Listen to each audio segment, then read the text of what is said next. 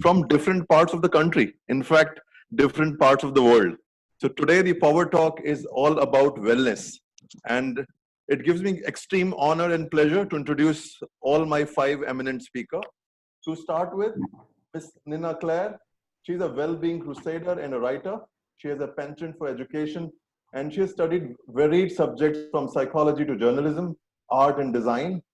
And she represents wellness platform at prestigious BW Business World, where she played the role of an editor of well-being by launching and gaining attraction for the new vertical for the company. She has led the print, digital, and event content on the media front. Nina has spoken in multiple forums and is also featured on the television as well. Her personal learnings are hugely towards giving a voice for mental health issues, human relation, dynamics, well-being, and women. She thrives on seeing pattern, which translates into a unique gift of curatorial skills. Along with Nina, we also have Ms. Sumaya Dalmia. Ms. Sumaya is the founder and CEO of India's best-known award-winning luxury fitness brand, Sumaya. It collaborates with India's finest luxury hotels and residences and creates a unique, customized experience for the members and residents. You know, few of the brands which it is associated with, it includes Ananda, the Lodhi, the Curem Club, all the fitness facilities designed and managed by Sumaya. Sumaya is also the management company of choice for several other residential development projects like DLF, Kings Court, Delhi, and the DLF Crest in Gurgaon. She revolutionized the fitness industry by focusing on creating the world-class trainer and a unique training system. It's my pleasure to host Ms. Vesna Jacob. She's a holistic fitness guru. She's one of the most forward-thinking minds in the fitness world and healing in India. She's a psychotherapist, author, accompanied Pilates teacher, and functional applied science specialist. She's also a lifestyle coach, motivational speaker, clinical hypnotherapist, and a healer. Having spent more than 16 years in India, she has combined her skills and expertise of the human body with the Eastern spirituality and stressing on the mind, body, soul connection for a truly holistic Indian wellness experience. It's also my pleasure to announce Dr. Reena Kotecha. She's a medical doctor, organizational consultant, a TEDx speaker, and an international public speaker. Reena is a medical physician trained at the famous Imperial College in London, where she specialized in neuroscience and mental wellness research. She now applies her expertise to deliver individual as well as organizational effectiveness solutions in the high performance work setting. Reena spent the day part of her career in the National Health Science in UK as a hospital doctor. Alongside, she's trained in the therapeutic use of mindfulness, meditation at the British Mindfulness Institute. She has also expanded her practice to focus on the evidence-based approaches that enhance staff health and wellness on a personal as well as professional level. She uses her teachings, learnings, and insight from the field of medicine, neuroscience, mindfulness, positive psychology, and emotional intelligence to deliver workshops and courses across global organizations. To date, Reena has delivered talks, workshops, courses across the following sectors, including healthcare, computing, technology, construction, manufacturing, education, management, financial, legal, and the armed forces. Another eminent speaker is Ms. Purnima Sahai. She's a senior counseling psychologist with over 18 years of exceptional experience.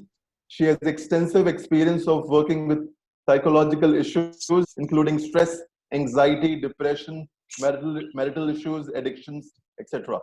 Purnima has conducted trainings of professionals, including psychologists, on issues such as anger management, stress management, team building, communication, suicide prevention, increasing personal effectiveness. She has set up and managed counseling services and at a de-addiction and rehab center in Bangladesh, and also and she's also working as a life coach and mentor for several high high-profile professional. She has been associated with Dr. Chug's psychiatric clinic for 15 years. She now runs her own counseling center in Panchsheel Enclave, New Delhi. So Ms. Nina Klers is our moderator of the day, and Team IHG feels fully privileged to be a part of this beneficial power talk. Thank you so much for having us. When Barun called me the other day and asked me to do a talk, I said, look, I can't do justice to this on my own. I need to have people on board with me who I believe are, knowledgeable enough to talk about this. And so I've got some of my most influential people from the well-being world on board with me. And I think it's commendable that your group is doing this for your employees at this time, because uncertainty is so palpable. And I think apart from, being an employee or an employer or an adult or a child or a parent, it doesn't make a difference. I think this time is so scary that one's well-being is being compromised. And whether it's the company's or your own personal well-being, it's being compromised. And so what we're hoping to do with this session is to get you to understand what well-being really means, and hopefully give you some tools to deal with your own challenges at this point. So I'm going to start with Sumaya.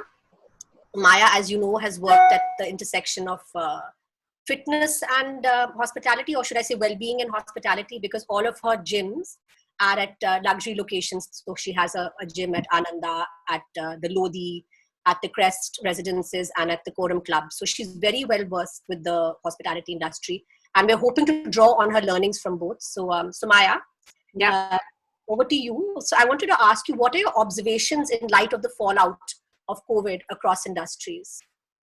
So I think it's a very uncertain time, and uncertain has become almost like a buzzword, because it is truly how we are feeling uncertain emotionally, economically, physically, socially. It's just a really uncertain time, and I think nobody ever thought that we would ever come to this crossroad where we'd see a complete world shut down. And it's not just us, it's just the economies globally that are suffering. So I think hospitality takes a big hit because it's very reliant on travel. It's very reliant on people moving from continent to continent. And I honestly don't see that happening for a while till there is a complete non-reporting of cases. I think the countries are going to be very, very vigilant on the people coming in and people going out because of the carriers of the problem with this virus. I really think is, of course we have to still find a cure for it, the vaccination for it. Second, it's that you could just be a silent carrier and not really show any symptoms and go and transmit the virus to other people. And I think that is what is the most scary part of this virus. So it is going to be very tough for us to come out of this whole situation, because we are, as humans, are very sociable. Everything for us is, we're connected to people, even in for some simple things like wining and dining and hospitality. It's all about socially engaging with everyone. So I think the social engaging is going to change in a big, big way, till everyone is a little more settled with what's going to happen. How do you see this change? What possible changes are you expecting? Apart from the fact that people won't be going out too much, what does the disruption look like to you? The disruption is actually something that is very, it's a very serious economic disruption, I think, and it is going to take economies a lot of time to bounce back, because again, there's so much influence on so many things. Markets are volatile right now because everything is dependent. Everything is dependent on everything. So the only flip side is, I hope that the human race comes out with a little more sensitivity towards the environment and really starts taking responsibility on their actions, on how we are really pressurizing the things we take for granted. So all of a sudden we are home because at some level we are the ones who caused it. So I think that is the big change. We're going to become a little more vigilant on our spending habits. I feel we're going to become a little more vigilant on how we, I wouldn't say hygiene, but how we are become a little more, at least as far as India is concerned, I think we're going to become a little more, I hope we become a little more civilized waiting in queues, keeping that whole distance, not piling over each other when it comes to our DTC buses. So I hope this makes the common man a little more civil than we have been. So what would your suggestions be for the hospitality industry? My heart goes out to the hospitality industry in a large way, because I think they are going to be the largest hit, because of, again, everything for them is about travel and social engagement. So I just feel that this is a time for them to maybe, if they can, relook at their own strategies going in the future. So when they open, they can also think differently, how they are going to be able to integrate different sources and bring them together in a much integrated manner, which is also socially and environmentally responsible. Yeah, I think that's really, really important. I think right now every conversation will end at the economy recovering and us becoming more responsible as a human race. I think that's really where this whole conversation is going to start steering towards. And I really hope it stays there. I mean, I just, that's my wish, that it stays there. That the change is there, we can all see it. But right. Over the last few weeks, I am so impressed with Sumaya. I've told you this 10 times already, that I have seen you morph into like a social media magnet from being somebody who was completely underground. Yeah. I want to understand, I want you to share with the audience that how you've done this and how this has worked for your work and for your clients. I've been in the industry now for over 22 years. I did a master's in sports science when I was just maybe 20 years old, 21, straight out of college. And at that point, from doing economics to going straight into a master's in sports science was unheard of, because the fitness industry it wasn't even there. So I've really seen the industry grow. And given that, for some reason, I've always been shy on social media. That's just the way I work. I've been so focused on ground because my job is very operationally heavy. Because I run such luxury hospitality environment, for me, I've always had to be head down with my team. And, I really haven't had much time to be on social media, because I've been mostly on ground. And one of the big shifts for us was that as a standalone fitness brand, when we had our own locations, people give you a little bit of leeway to make a few mistakes. But the moment you step into such high hospitality environments like the Lodi, Ananda, which is, they've rated on their Condé Nast as the top 5 spas in the world, the Quorum Club, all the DLF luxury properties. As a fitness company, we also had to move into hospitality. So we had to really instill in our trainers that hospitality was a big part of what they did. And from all of a sudden, from being trainers who were just used to lifting iron, or who were constantly just used to being a certain way, they also had to shift in their behavior, because you were training people who were coming for a certain level of service. Yeah. So I think that was a big reason why I was not on social media, because I was, I'm a perfectionist. So for me, my brand represents, I'm not there all the time. So the brand is represented by people on ground. So it was so important for me to even have my floor trainer be perfect, that I honestly didn't have time to get out there on social media, because I honestly think social media is a full-time job. And when you give that kind of commitment to the world, you need to be there and you're responsible for the message you're trying to send out. So that is, again, a separate full-time job. Now, and that's where the paradigm has made you shift to, and that's where it's heading, I feel. So now I think what really happened with me was, the moment the lockdown was announced, I took a day and I said, this is the time where the world is looking for someone like me.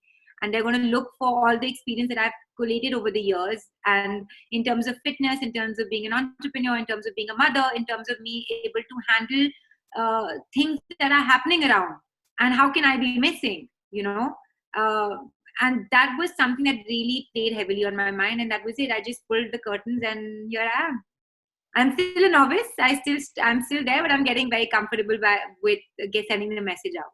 But that's I really used this time in a positive way to look at how to push my experiences out to the world now, and all the stuff information I've collected over so many years, to share it with everyone. And that's, I think, and if I hadn't done that, I think I'd be really, I wouldn't say depressed is a very strong word, but I would be a little lost, because physically I'm not in an environment which is stimulating me because I'm away from my work. At home, I'm only with the kids, and then they would have, so there was no me event. And all of a sudden I found this me event, and I'm really enjoying this time with my family and with the kids, and being able to share this information to everyone. And you've been quite generous, I must say. And you're saying that you're a novice, but I think it's very, very endearing to see you taking these, baby steps. And so what's working for your clients at this point? Because I want the audience to be able to learn a little bit from, what you've seen working for your clients. So, fortunately, the clients that we have, they are very self-motivated anyway, which is why they're a sector of people are well-traveled who understand preventive health. They understand why it's important to exercise no matter what age you are. So we've been able to be lucky with the audience. Hence, it's easier to push out information because they're ready to receive it. I don't have to force them for fitness. So, we're doing a lot of online classes. I'm personally involved in taking 2 classes a week, so they get to see me finally. Otherwise, I personally don't train any of my clients because now my team does it. And my job was actually to train the trainers because that was more important for me.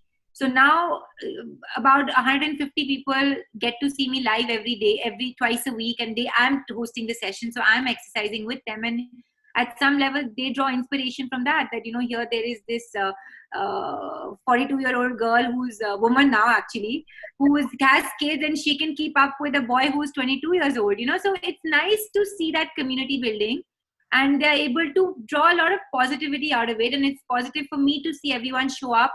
Like yesterday we did a session, and we were almost 83 people live, and that was a big session. 83 people live doing a class, and it was the screens were full, and it was just a lot of fun to see everyone together. And that's it. As a community, now we've become more about community building within all centers of Sumaya. It's about just keeping people motivated. So we drop daily workouts.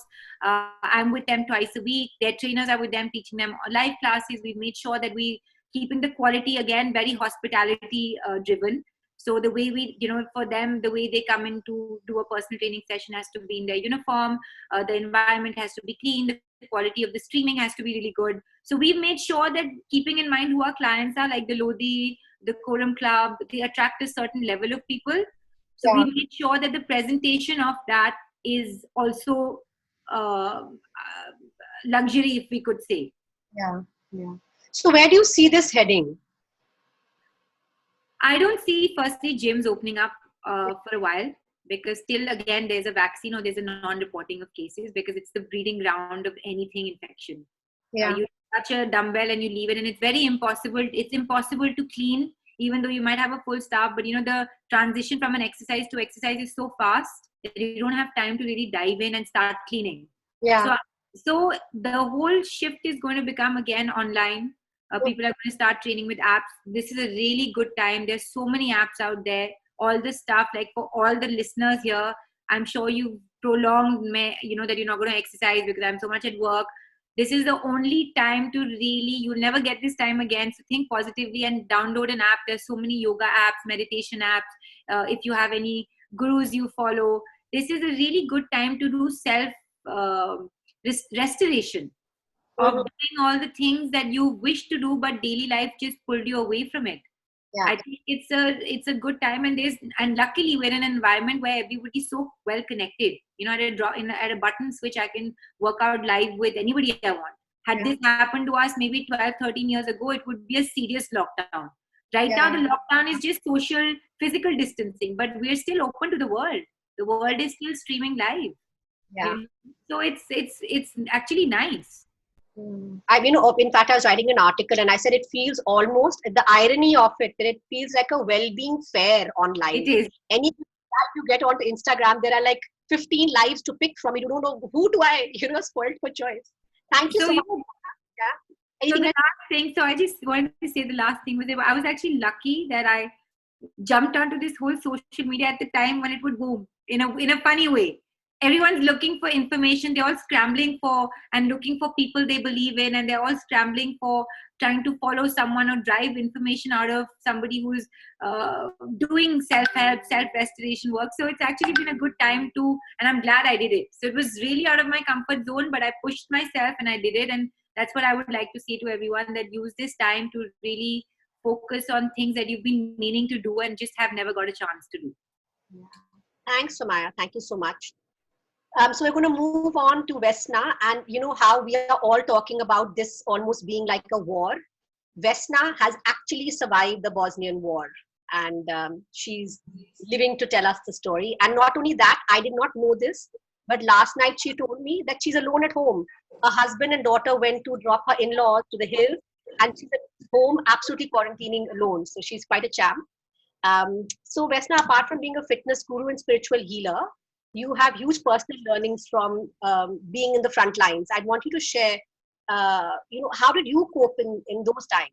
Because those extreme circumstances, and we're saying these times are akin to a war. So what were the coping strategies that worked for you?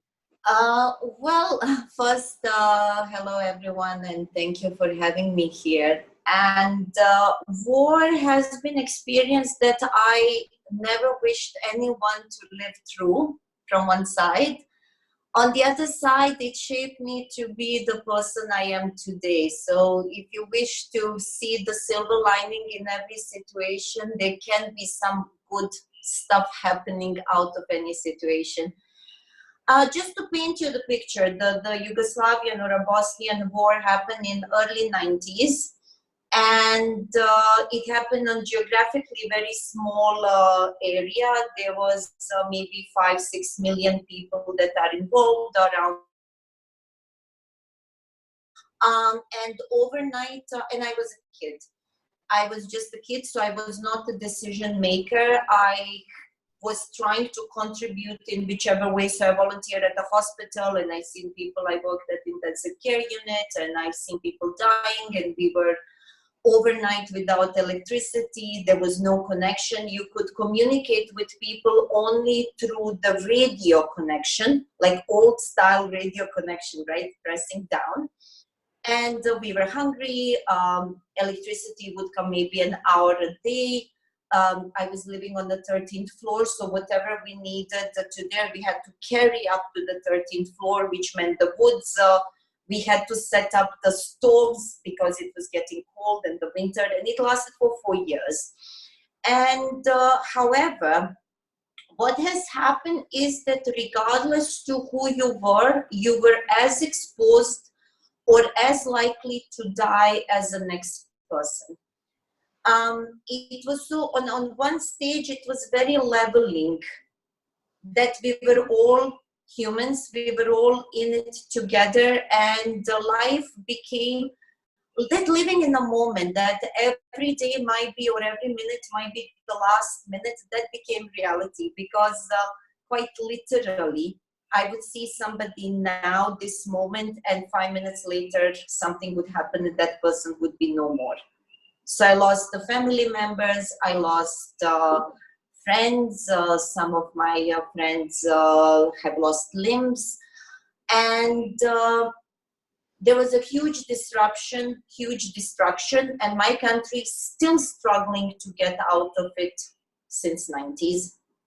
Now, if I am to draw parallels to this point of time, this is on such a global stage, because even back then in my little country, we knew that life was happening normally somewhere else. We knew that somewhere else people are not worrying about electricity, about shells, about dying, about...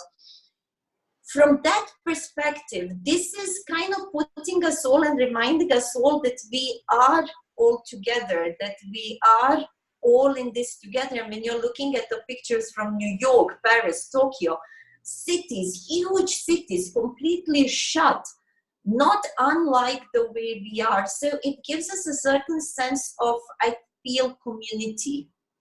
And it is bringing us closer together as a mankind. The problem here is that we are going to feel the consequences of this only after, in the form of post-traumatic stress. Yeah. Because at any point of time, when you're having the case of a huge disruption, right now you're having people who are getting worried about, oh, I'm getting bored in the house, or I'm getting a bit anxious what's going to happen, but it actually still hasn't hit us the true and how deep and far-reaching consequences of this they might be. Yeah. This might trigger the new recession. This may trigger a new depression as it was in 1929. This may trigger off so many different things. So our problem is going to actually become when we get out of this. Because right now, it is important to live it one day at a time. Try to have your routine.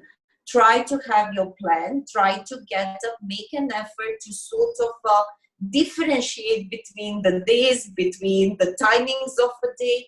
So to sort of set up some normality and routine within this abnormal setting. So that is a one time. And from that perspective, we are having an overload of information. Yeah. Now choose wisely. You can use that information. It's the same as with any tool. You can use this time to say, okay, it is what it is. And what can I do? What do I am lacking in my life? What is that I wish to have more of? That might be an opportunity that I can explore right now. It can be new program. It can be some learning. It can be just doing nothing. Yeah, I think that's I think it's very, very important to sort of find something that you get like those little guilty pleasures. It's very important to satisfy some guilty need of yours. If I was super busy before and now all of a sudden the life came to stop and I can be even busier, I'm not really changing my life. But if I want to use this for something more profound, I need to appreciate the pluses that this huge minus is bringing, because everything, every situation, everything has a silver lining. Like on one side, I wish, Sumaya, that my kid comes in the background to disturb me. I wish that, because my kid is not here and I'm missing her. However, at the same time, I'm living a single woman's life. So great. God, I never knew that may happen after 16 years of marriage and a healthy marriage and a child. So, and there is something to be appreciated there. So whatever it is, just kind of go with the flow, but appreciate this moment. Because what's going to happen, we'll have to deal globally and individually with it later on. You may have to change a job. You may have to adjust the way you do your job. You may end up in doing something completely different as a consequence of that. So when that happens, or how that's going to pan out and shape up, the time will tell. Yeah. Because again, if you're looking the Great Depression, if you're looking the World War I, II, the greatest uprising of the human spirit happened actually after those events.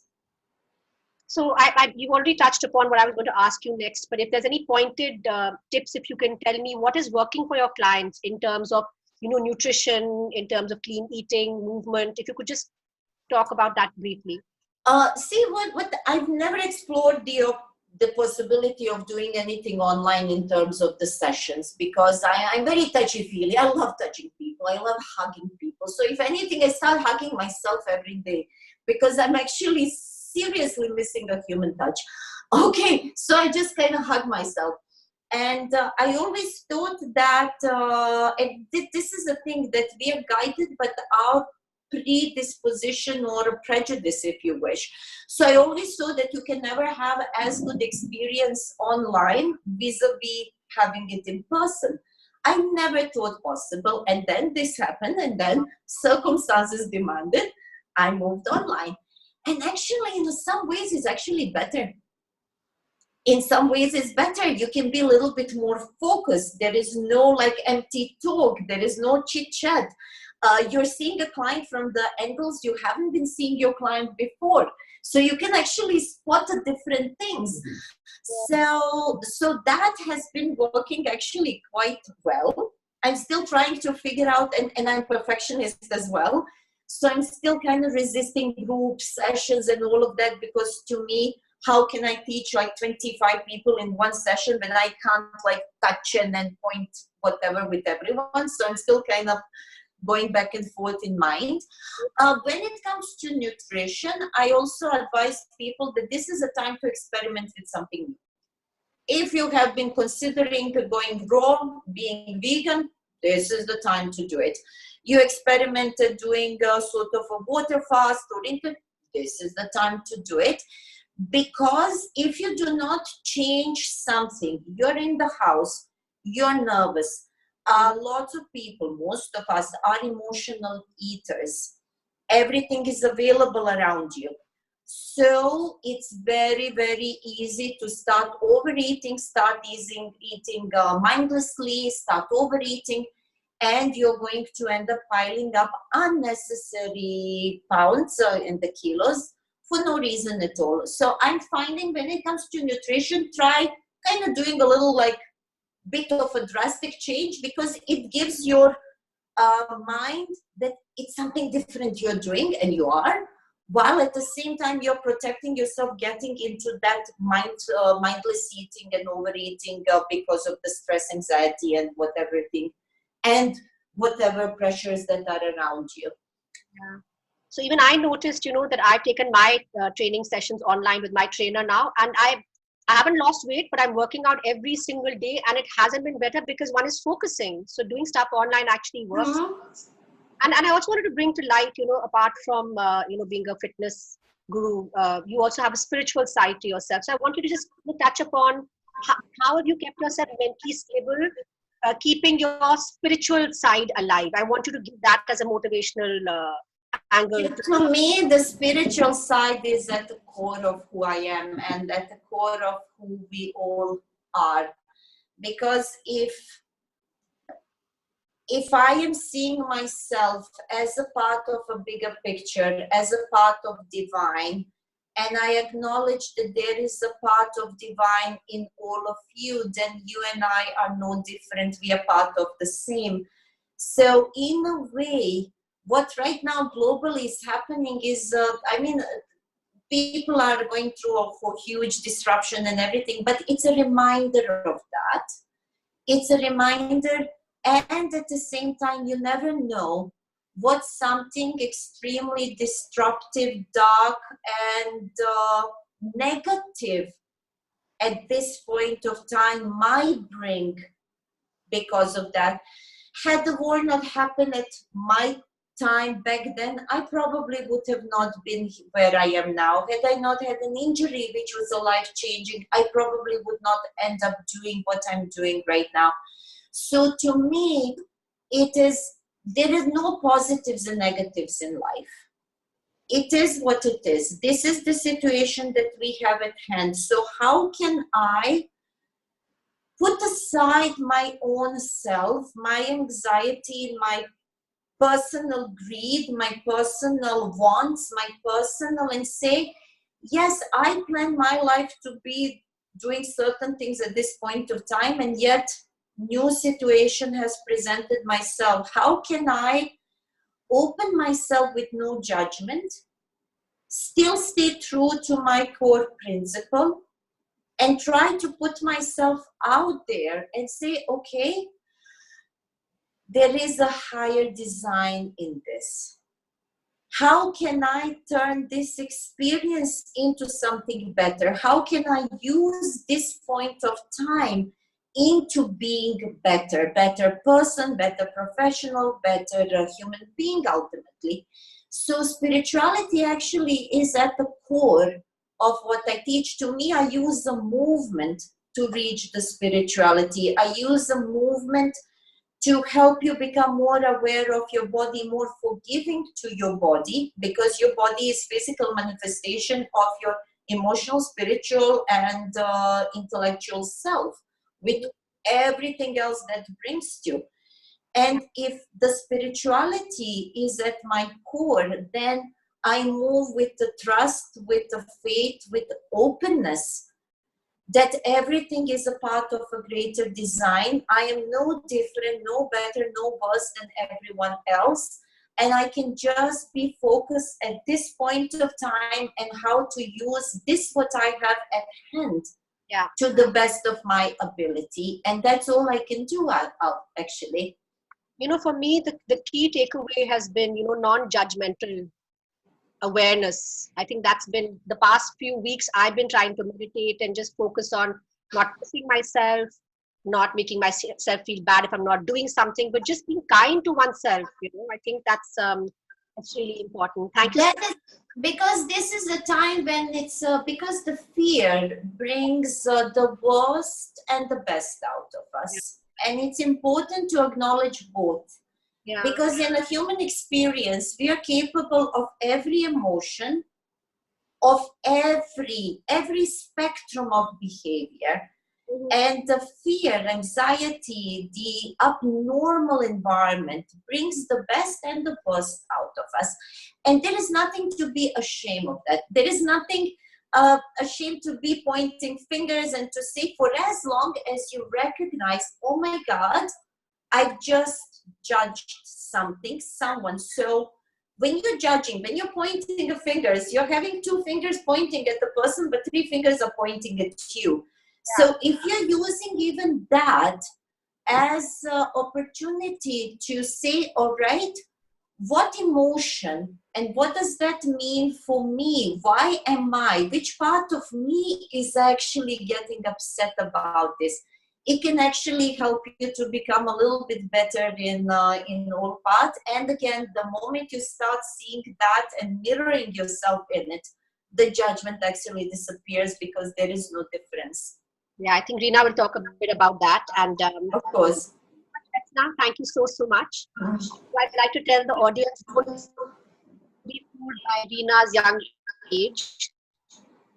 She's a doctor and a well-renowned mindfulness teacher and a dear friend. So Reena, I wanted to ask you the first question is that what does well-being mean to you in light of your experience? Because I want the audience to be able to relate to you as having dealt with your own mental health issues and as a patient, and what are you seeing at the front lines working with healthcare professionals? Because I want the audience to understand that what's happening with people, and that even as a doctor and as such a successful person, you've had your own challenges. So if you could comment on that, please. Unmute yourself. Thank you, Nina, and I will like to start by saying thank you to Sumaya and Vesna for really sort of starting this session with such positive energy, and I will try to maintain that thread. So just to give set context, so I'm currently sat here in the UK. It's the afternoon, and I'm a medical doctor by background, as Nina has said. And when you have the privilege of working as a healthcare professional on the front line, what happens is you often take on an identity. So all of you will have an identity. We've got Sumaya, who's into fitness and physical fitness, and her identity around her brand. We've got Vesna, whose identity is around the movement and the spirituality aspect. We've got Nina. So we've got, everyone here has their identity around the job and the role, right? And so my identity was working as a doctor on the front line. I was an emergency medical doctor, so really in high stress situations, and within a 12-hour shift, I could see everything from a child being born to a patient dying and everything in between. And of course, over a period of time, this begins to take a toll on one's own health and well-being. So in my sort of 6 years of studying medicine and then all my postgrad, no one had ever said to me, Reena, you know what, you're going to be seeing some really difficult things in your life, right? On a day-to-day basis, it might be important to look after yourself in the process. And so as caregivers, we tend to have this personal blind spot when it comes to one's own health and well-being, because we're charged at looking after the health and well-being of the population. And for me, this really had an impact on my mental health and well-being. So, you know, if you imagine I'm doing these 12-hour shifts as a doctor on the front line, working often in acute care or resuscitating patients, and by the end of 12 hours, I didn't have the energy to exercise or to even consider meditation. Often I would go 8-9 hours in my day shift without stopping to have eaten lunch or stopping to pee. Right now, if that was my patient, I'd be concerned, but this was the way of my day-to-day life. And so this started impacting me mentally and physically, and I took some time out. And it was only meant to be 2 weeks, and it ended up being 2 years. And in this 2 years, I went through a whole journey. I actually came back to roots, came back to India, and I started studying. Well, I started practicing for myself Ayurvedic medicine. And my teacher out there in Coimbatore, he was like, Reena, you're a physician anyway. Why don't you study this? And I said, I don't want to do this for others. I want to do this for myself. And he said, yes, but I promise you your experience will enable a shift for others later down the line. And so I studied Ayurveda. I ended up at the Dalai Lama's resident temple in Dharamshala, and then started practicing mindfulness meditation and learning from teachers out there of the power of breath work, body work, really becoming present to the moment. And so this has now cultivated in the sort of work that I now do. I work at the intersection of wellness and well-being and organization effectiveness. So I go into companies, I go into across sectors, and I work with employees around staff health and well-being. What can we do by looking after ourselves to maintain focus, productivity, energy, attention in the workplace, performance in the work? And what I see when it comes to well-being is that if we can empower ourselves to live happier, healthier lives, more connected lives, this translates to, if you want to put it in business terms, to ROI, return on investment. And the return on investment comes from, you'll have staff that are more engaged, they're motivated, they're aligned with the vision and the mission of an organization. You have teams that are able to work better through a creation of psychological safety and trust within a team. You have individuals who are able to stay on task. They are focused, they're productive, and they perform well. And what this does is it enables from every single person individually working towards organizational thriving. Now, I'd like, yeah, sorry, Nina, you have.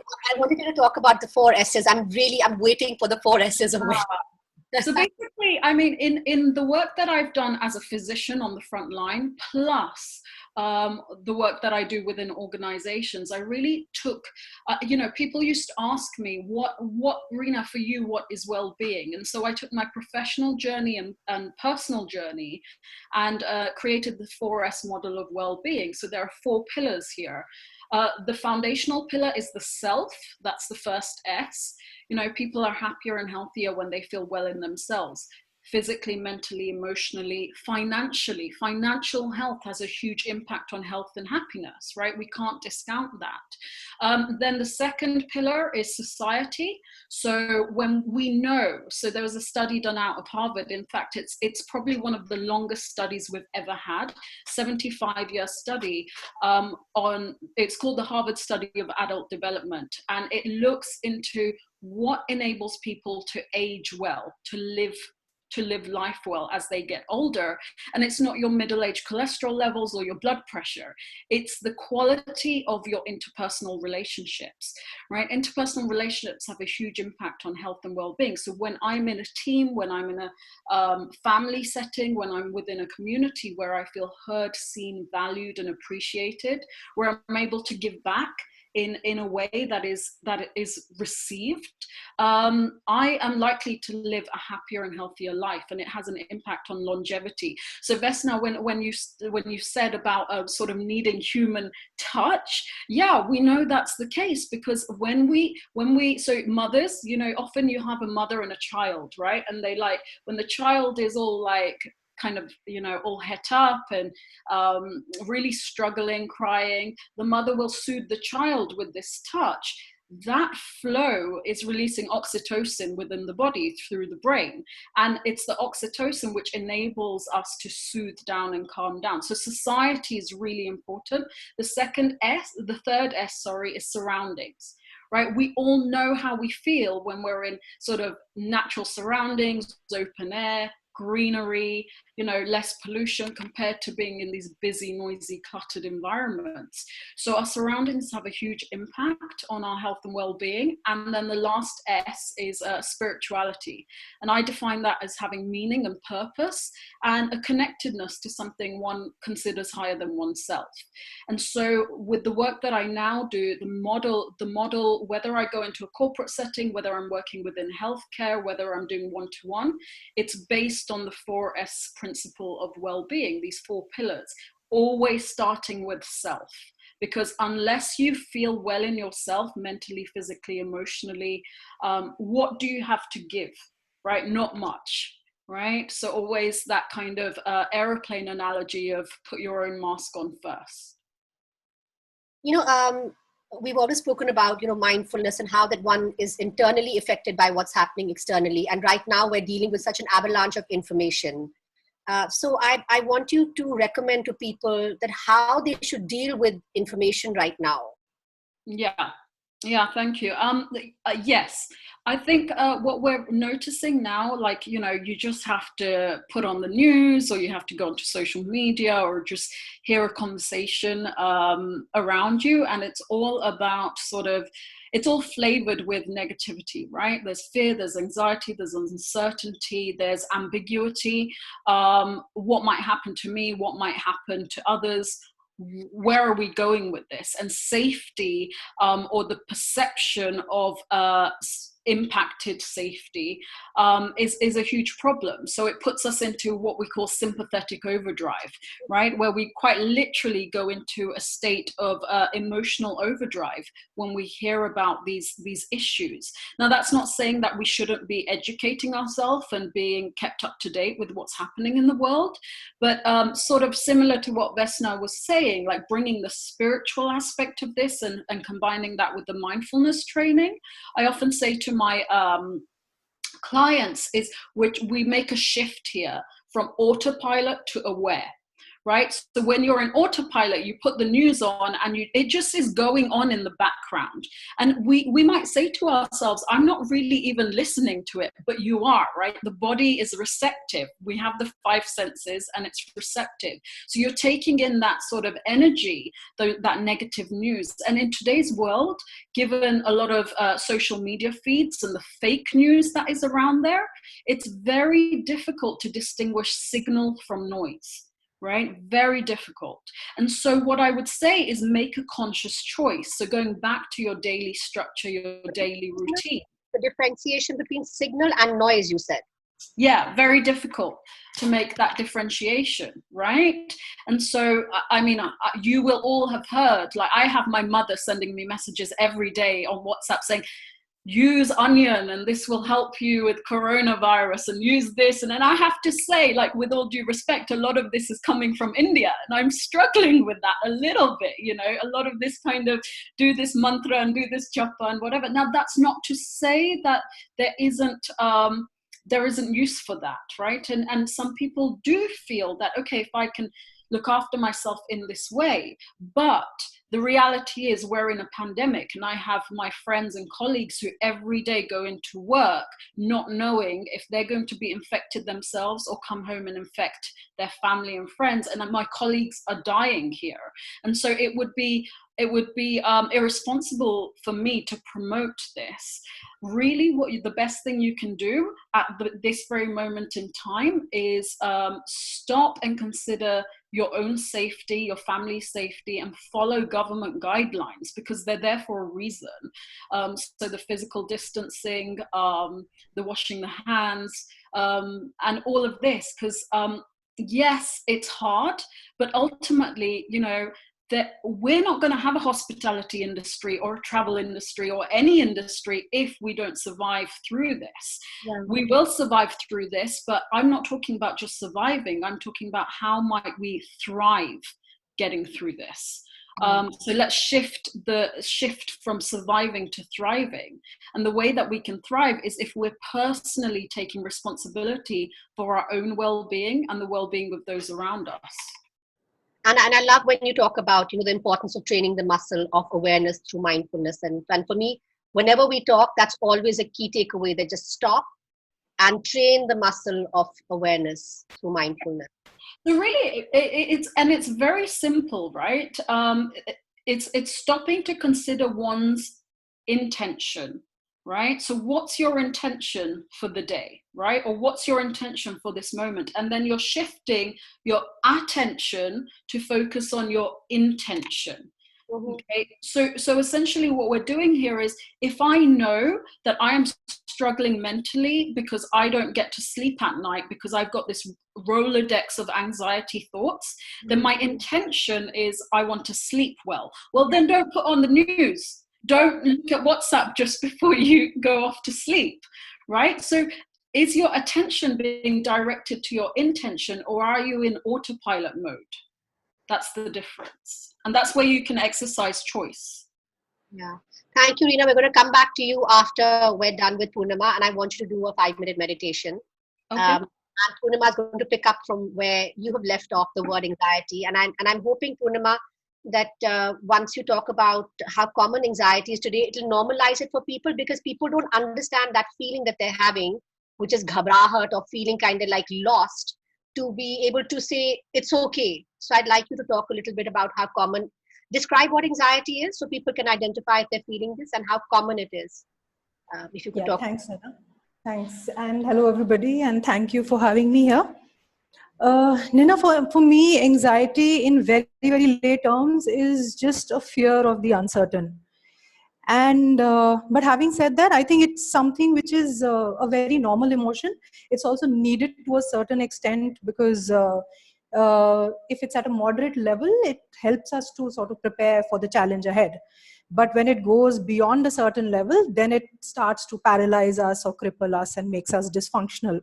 So we need to just understand the thin line between what's okay for us or perhaps good for us and what's really not.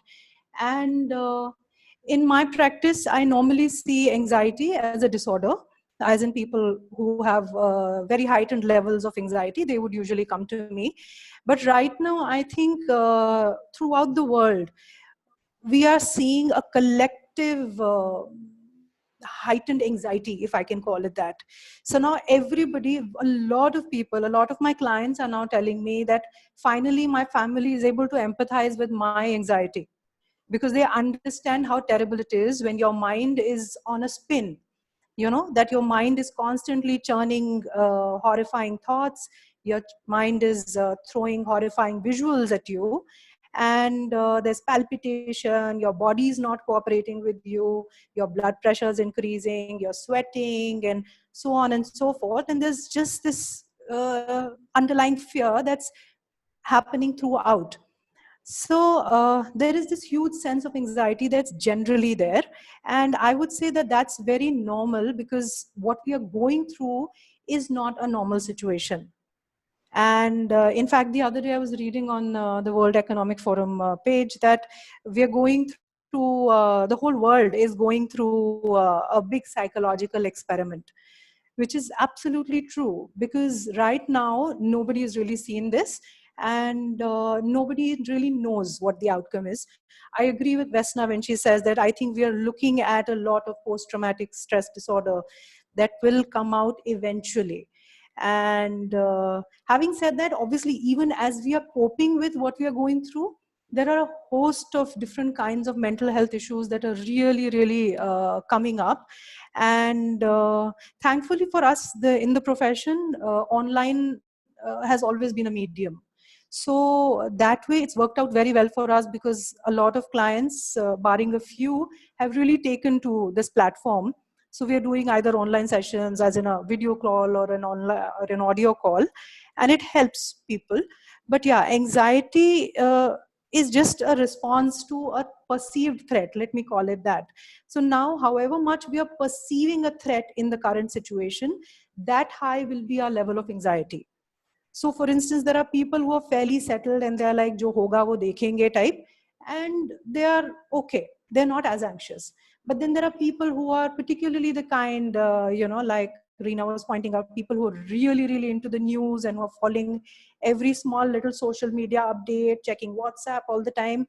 Those are the kind of people, a lot of them, I wouldn't say all, who are constantly perceiving a threat, because they're reading very threatening information all the time. And so the levels of anxiety are going up. Yeah. So I wanted to ask you, as a therapist, what are the maximum issues that people are coming up with and that they're dealing with? Nina, I can do an entire web series on this, the kind of issues that people are coming up with. And I think my hands are really full with all of it. It's crazy because there are people, parents who are struggling with the kids, their homeworks and the Zoom calls and all of that. And a lot of them are saying that itna kaam to school ke time pe nahi milta tha jitna abhi mil raha hai and all that. So they are struggling with that. A lot of people are actually enjoying being with the family, but also interestingly, something that I've been discussing with all of my clients, I think, is that this is such a potentially rich period for therapy, because you're actually coming face to face with all your demons. Anything, because when we're at work and so on, a lot of times, yes, we of course enjoy all these things, but they also become escape mechanisms, if I can call them that. So it's easy to get busy at work and sort of ignore something, the demon at home. Not to call the spouse the demon, but just my issues at home. But we've been talking about this, that there are issues that have otherwise been there between a couple, between the parent and child, between the house help and the people, the owners of the house, etc. And now you have no option but to deal with them.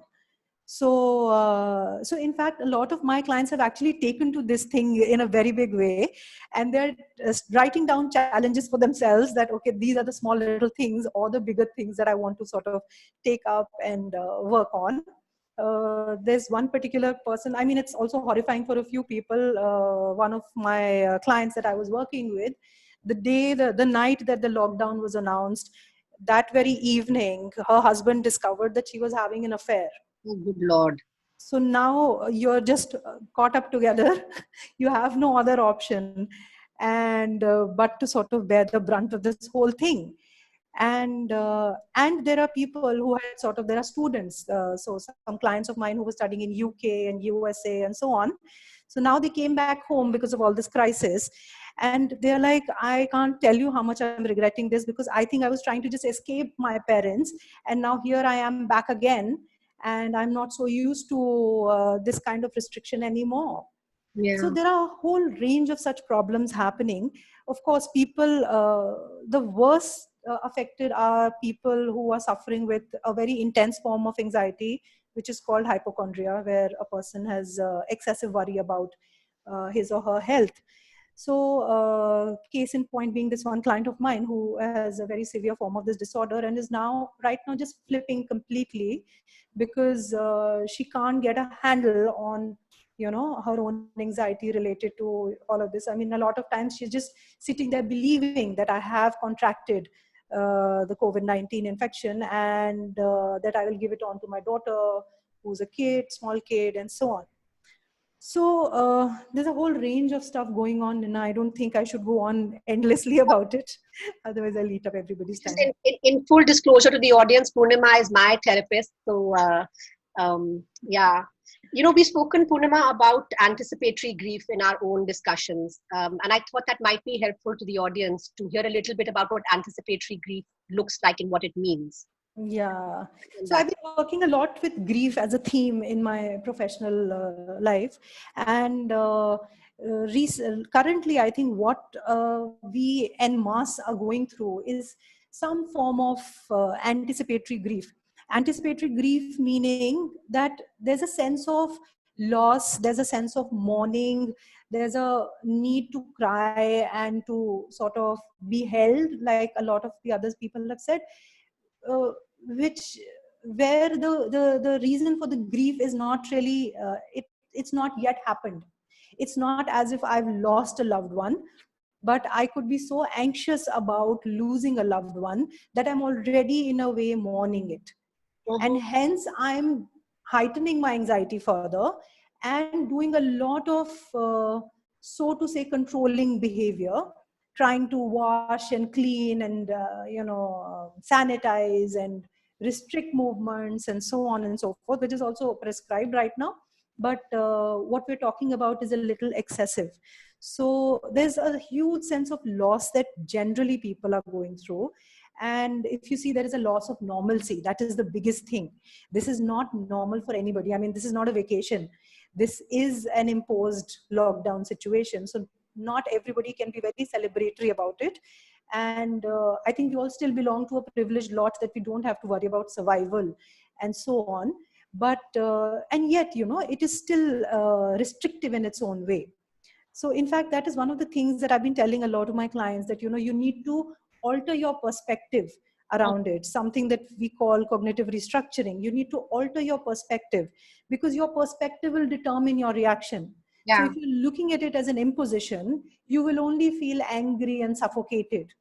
Whereas if you look at it as, okay, this is required, it is the prescribed thing, it is needed, and so on, and maybe there's some good out of it, like I think Vesna was saying, the silver lining, then it'll just become much, much more digestible and maybe even productive. So what do you recommend people do at this point if they're feeling distressed, to feel more aligned? What can they possibly do? I think one of the things that like Sumaya and Vesna have highlighted is exercise. In fact, everybody who comes to me with an anxiety disorder or a depressive disorder, one of the primary things that I would ask that person to do is, in whatever capacity you're able to do it, just exercise, because you need those chemicals that are going to get released through exercise, which will help you altering your mood. So one of the things that, in whatever capacity people can, whatever the size of the house may be, whatever the resources may be, just do some kind of exercise, because it is like an instant remedy to feel good. Then I think one of the things also is at a cognitive level. People need to know how to tune into what am I thinking, because I think, like Reena was pointing out, that we are on autopilot most of the time. We are not aware of our own thoughts. And so in fact, this is a very big part of my work that I do with my clients, which is that, okay, let's just slow down. Let's just see what am I thinking? Let's be the observer in my own head and see what are the thoughts that are going on in my head. Maybe even write them down. In fact, writing is a fantastic tool. So whatever it is that is disturbing you, if you can just make a note of it, just write it down. It not only gives us clarity, but also creates a bit of a distance, like a physical distance from that thought or the idea. And it helps you become more objective about that thought. So, and then eventually we go on to modifying that thought process to substitute it with something that works for me. So like I was giving this example that, if I see it as an imposition, it's going to not work for me. Instead, if I see it as something which is needed, it's automatically going to bring my feeling a little down, and I'll be a little more at ease and so on. And I'll move on with my own life. So, so a little bit of this cognitive stuff needs to happen. One of the things that works beautifully for anxiety particularly is any kind of a relaxation tool. So like, I mean, I'm waiting for Reena's session as well, post my talk, because I think mindfulness works beautifully. I will not get into the details of it. I will let Reena do that. But I think it works beautifully with anxiety or with any kind of mental health concern. Also, any other kind of relaxation tool, meditative tool works brilliantly. There are a whole range of apps like, Headspace, Calm, and a whole lot of other apps. I'm sure you can find them, which have these small little tools which are very effective. And so I think it's a great idea to do that a little bit. And one piece of advice that I would definitely ask people to sort of at least consider is to let go of what you can't control. So for instance, you really can't control what's happening around us. And yes, certain precautions are fine, but it might just help you a lot with your anxiety if you bring your focus A, to the present moment, and B, to a task at hand right now. So anything, it can be mopping, sweeping the floor, it can be cutting vegetables, it can be anything, it can be cleaning your toilet, anything, just whatever comes to your mind, let it be a concrete, tangible, physical task. And that will help you get your mind off this whole roller coaster that might be going on in your head, and also give you a better sense of control, which I think we as a population are generally feeling a little lack of. One thing that is needed, and I think it's needed all the time, but right now all the more so, is that we need to sort of stock up on compassion. Yeah. You know, we need to understand that other people are also struggling. And in fact, I think for myself and for in my practice, I see it works beautifully if you just shift your focus away from yourself. I think a lot of times we're just thinking too much about ourselves, so which causes a lot of problems. So if we can just move our focus away from ourselves and onto somebody else, and also empathize with where that person may be coming from, I think it's a fantastic idea. It helps that person and you. So being kind is important. And I think the two more things. One is that in this whole, there's this whole fuzz that's sort of there in the head right now, because there's so much that's going on and we are feeling so many things and everything's heightened, that we're not always able to make sense of what's really going on. So you need to try and name what you're feeling. So maybe just, take a whole list of emotions from somewhere, from the net, and maybe put a tick on what is it that I'm feeling today, what is it that I'm feeling right now.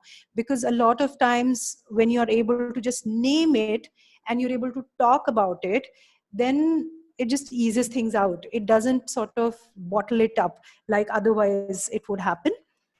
And I think finally, you just have to keep trying. Yeah, thank you so much, Purnima. So I think we're running over time, but I'm going to take the liberty of having Reena still go ahead. Rishabh, is it okay? Reena goes ahead with the meditation. All right, super. Reena, over to you. I'm going to mute myself now. Thank you.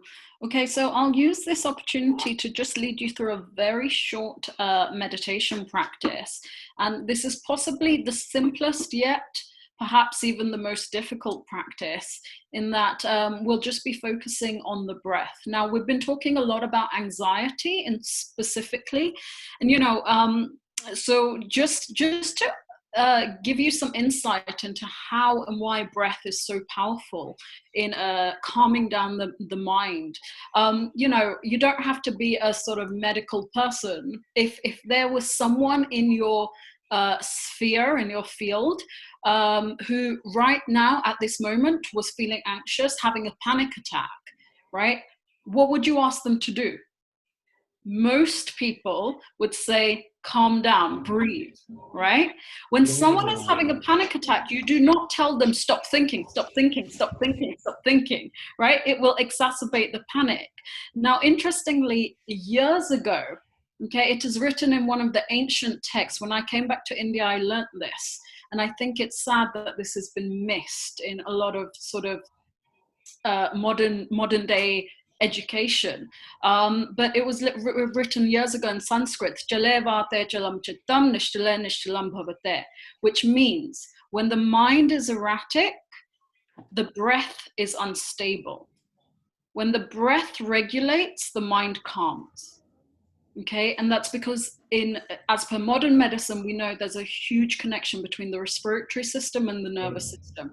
Regulate your breath, you'll regulate your mind. And so this is what we'll do as a very short practice. We'll do it as a guided meditation, so a formal meditation. So you'll hear a bell at the start, and at the end of this practice. To make sure that their mics are on mute, because I can hear some sound and I don't want your meditation to be disturbed. So if everybody could just check their mics, please. Thanks. Okay.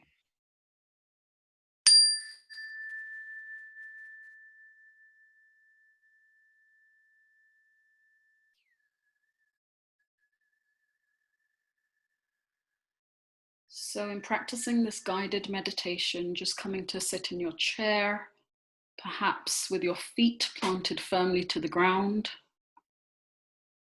the back and spine erect but not stiff, and your shoulders relaxed.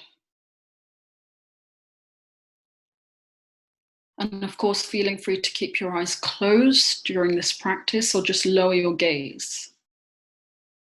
Keep in mind that this is an invitation to fall awake rather than to fall asleep. This is also an invitation to step out of clock time altogether, just following with the instructions as best you can. As best you can, let go of the tendency we all have of wanting things to be different.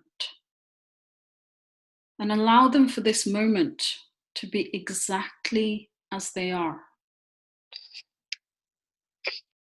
Allow yourself to be exactly as you are.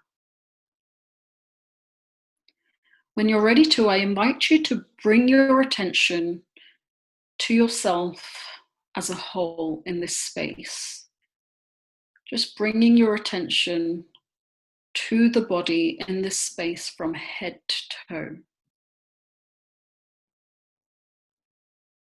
Just scanning the body from head to toe.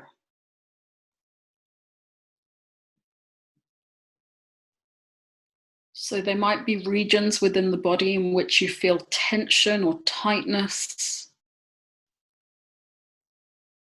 There might be regions where you feel relaxation. You're not trying to do anything. You're not trying to change anything. Just notice. We're not resisting a feeling that we don't like. And we're not holding on to and craving for a feeling that we do like. We're just bringing a gentle, non-judgmental curiosity to the physical sensations within the body.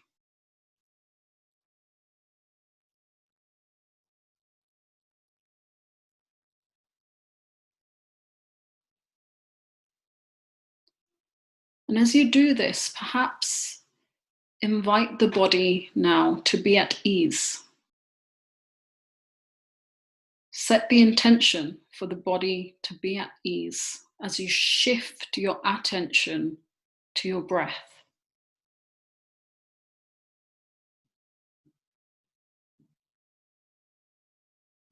So I invite you to become aware of your breath.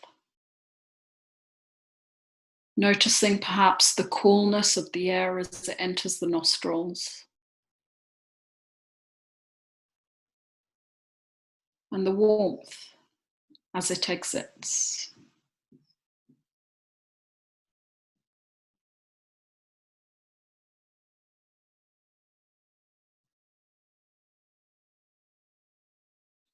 If the mind wanders as you're doing this, remember it's in the nature of the mind to wander and to think, so it's bound to happen a lot.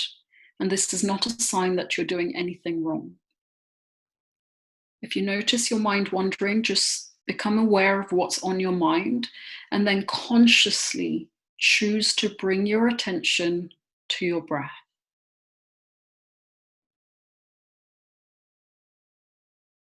Again, just noticing the coolness of the air as it enters the nostrils and the warmth as it exits.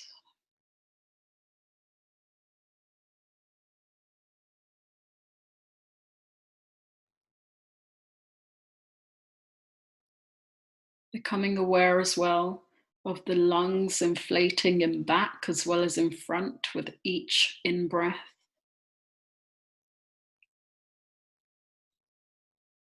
And deflating with each out-breath.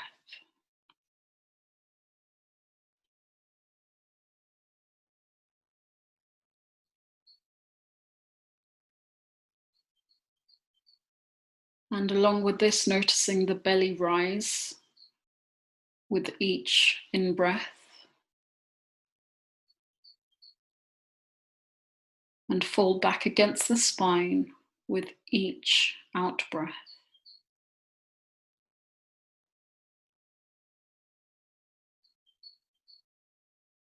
You're not trying to do anything, you're not trying to get anywhere, be anyone. You're just here with your breath and your body in this moment. Just noticing the breath now as it enters the nostrils and following it all the way down into the abdomen on the inhale. And then back up from the abdomen and the chest and out through the nostrils on the exhale.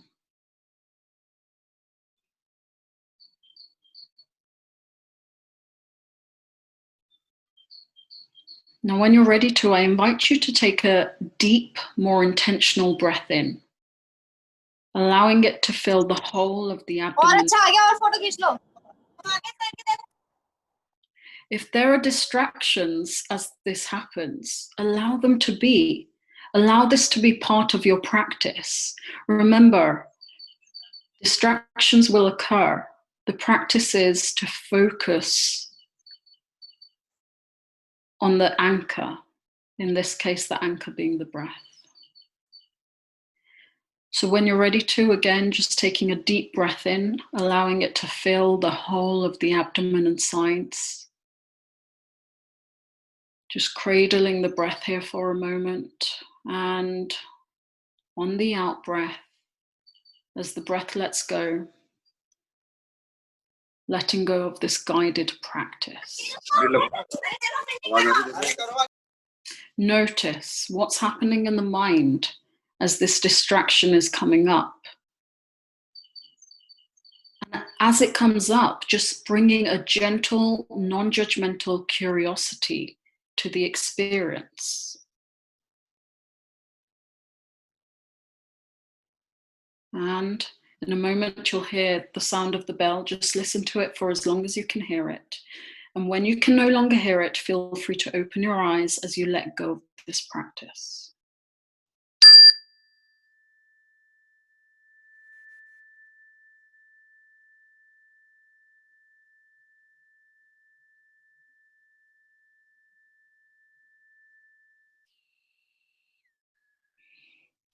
Okay.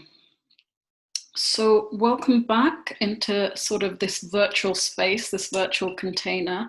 What I would like to suggest is what has just happened is exactly, it's like exactly what's happening in our lives currently, right? So we're trying to stay focused and attentive and doing what we're doing, and yet there's disruption going on externally.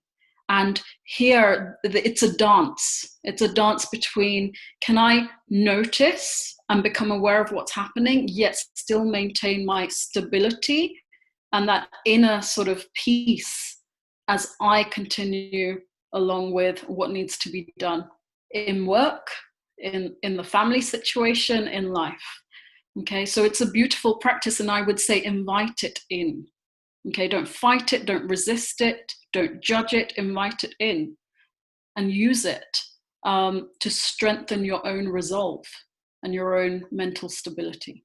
Thank you, Nina. Thank you so much. That was wonderful.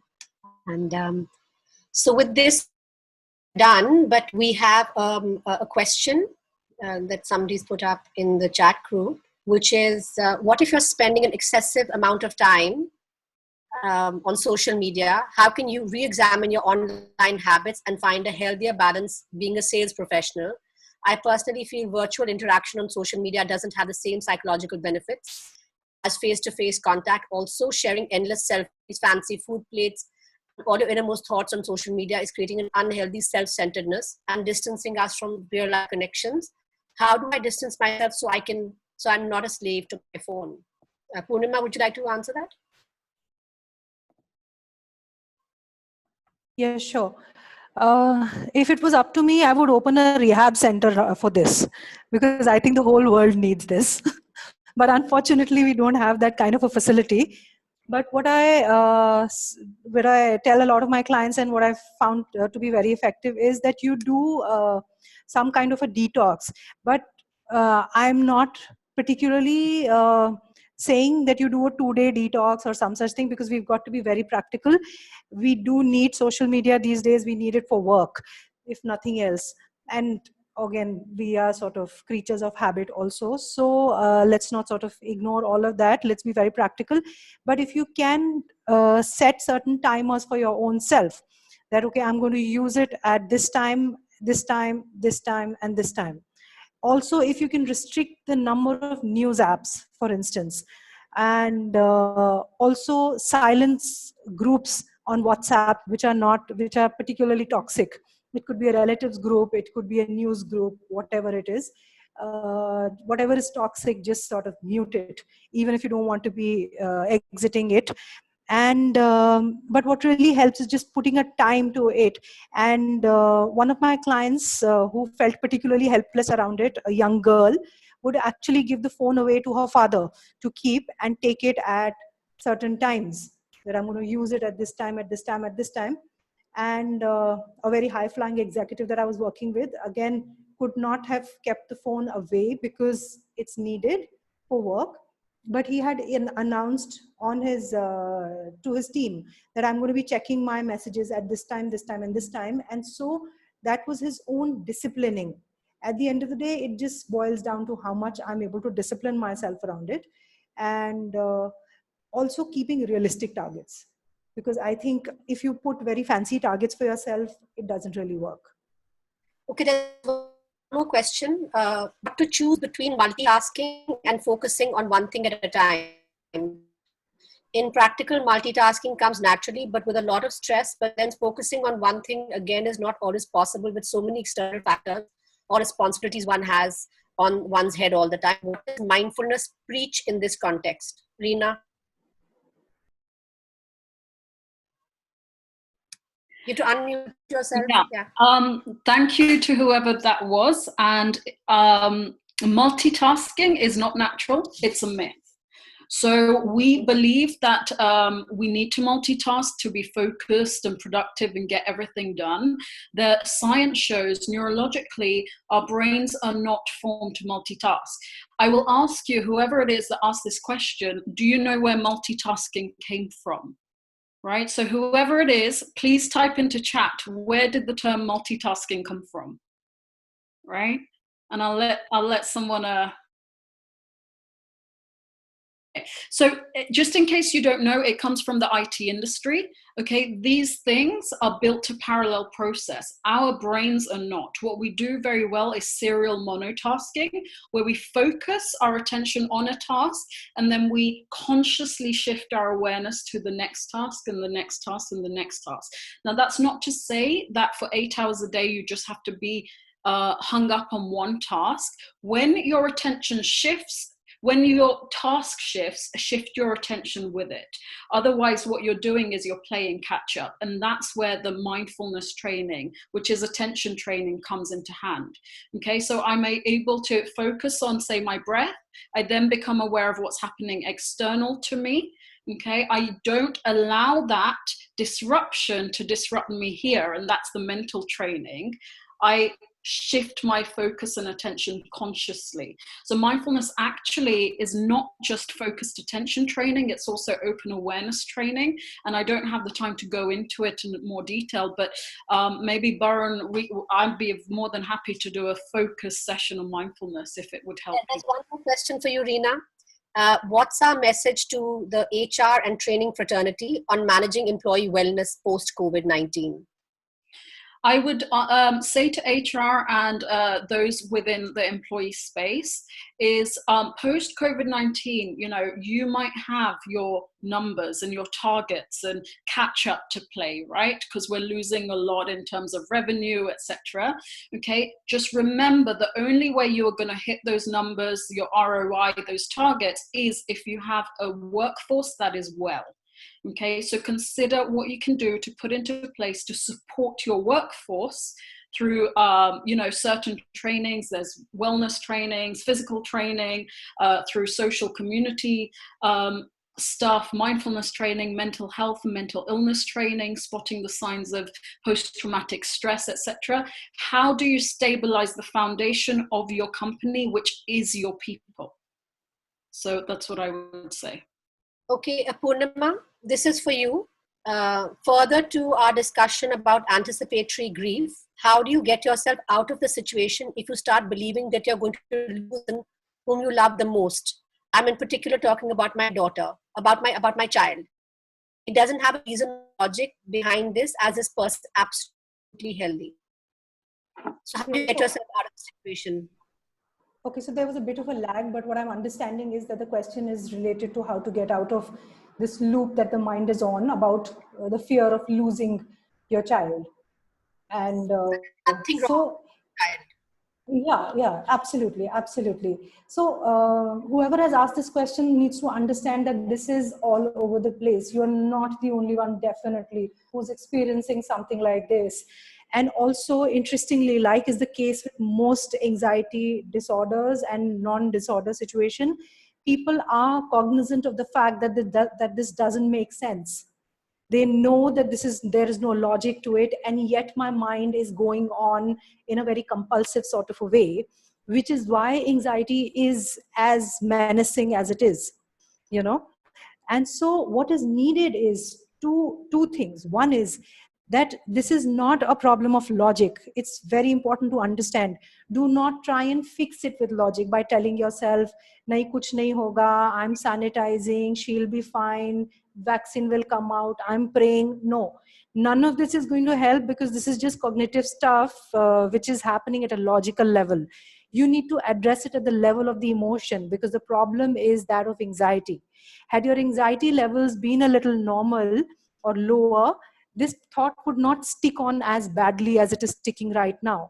So your focus needs to be how to bring the anxiety level down. And that's where I think, like for instance, the exercise that Reena just conducted right now, it's beautiful and it's supremely effective. If you can tell yourself each time that, okay, this thought is now coming in, it's not going to be helpful for me, it's going to drive me nuts, it's not working for me, I need to do something which works for me. So you need to focus on your breath, do some kind of relaxation method, or the exercise that Reena has just taken us through, or like I said, get busy with something else. So for the moment, yes, some kind of a distraction technique, but at the same time, also something which is targeted at reducing the anxiety. So a lot of these deep breathing methods, one of the methods that I do with a lot of my clients is something which is called either the box breathing or a 7-4-7 technique, which is that you sit with your spine erect comfortably and all that. And then you breathe in, you inhale to a count of 7, hold to a count of 4, and exhale to a count of 7. And you do this, you practice this diligently. You may have to just sort of keep repeating it till the time that the mind calms down a little bit and the thought becomes a little more loose. And additionally, do not be too harsh on yourself for this, because this is very natural and expected in this situation. Okay. Thank you so much. I think so with that, we're going to wrap up. Thank you so much for having us, Barun and Shab. Over. Nina, if I can, I have a couple questions. This is Ashwini from Crowne Plaza. Yeah, hi Ashwini. Hey, sorry, we're going to overshoot a little bit here, but an important question that I feel is... Vesna, sorry, just a second, Ashwini. Vesna, Vesna might be leaving us because she has another session. But yes, Ashwini, what was your question? Yeah. So if in case someone's having an emotional reaction, strong emotional reaction, how do you get them to cognitively restructure themselves? Is that actually possible, Purnima? Yeah, hi Ashwini, thank you for the question. We wouldn't be working in this profession if that was not possible. To answer your question, this is what we do all the time, which is that you are looking at how your thoughts, feelings, and actions are possibly stuck in a loop that's not working for you, and how we can modify it. So yes, to answer your question, cognitive restructuring is 100% possible. I'm not saying it is easy, but it's very, very doable. There's a process to it, and one needs a little bit of time to get into it. Okay. Yeah, I mean, definitely CBT is something you might want to read up about because it works for sure. And Sumaya also has a session she's going to be leaving us, I think. But thank you so much. Thank you, Nina. Thank you, Purnima. Thank you, Dr. Kotecha. I just would like to invite Mr. Nair to just do the Thanksgiving. Mr. Nair is the General Manager of Crowne Plaza Greater Noida. Oh, lovely. Thank you for having us. Well, thank you for being here with us, all of you. It's been an absolute pleasure, and really a very, very energizing session, very informative, and a lot of takeaways going in from there for all of us as a team. So thanks once again, and let's hope to catch up once all of this madness, as I call it, is over. Look forward to catching up with each one of you. And I would urge you all to look up resources. And Reena, if you could just share something with Barun also in terms of resources, I think that would be very helpful. Lovely. Thank you so much. Thank you. Thank you for having us. Thank you. Bye-bye. Thank you, everyone. Thank you. Thank you. Thank you. Thank you, sir. Thank you.